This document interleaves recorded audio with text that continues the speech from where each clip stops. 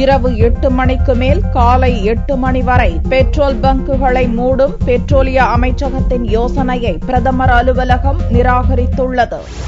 சர்வதேச சந்தையில் கச்சா எண்ணெய் விலை அதிகரிப்பு, ரூபாய் மதிப்பு வீழ்ச்சி போன்றவற்றால் பெட்ரோலிய பொருட்களின் விற்பனையால் அரசுக்கு பெருத்த நஷ்டம் ஏற்படுகிறது.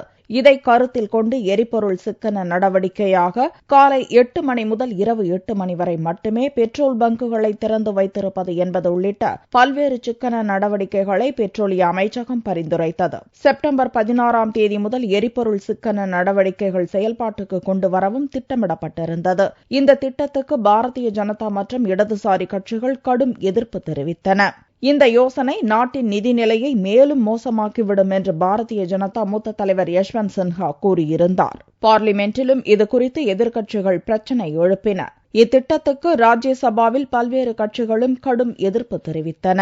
இந்நிலையில் பெட்ரோல் பங்குகளை இரவுக்கு மேல் மூடும் திட்டத்தை பிரதமர் அலுவலகமும் மத்திய நிதி அமைச்சகமும் நிராகரித்துள்ளது. இதுபற்றி திங்களன்று விளக்கம் அளித்த வீரப்ப மொய்லி, இது அரசின் திட்டம் அல்ல என்றும் பொதுமக்களிடம் பெறப்பட்ட கருத்துக்களின் அடிப்படையில் சிக்கன நடவடிக்கைகள் பரிசீலிக்கப்பட்டதாகவும் தெரிவித்தார்.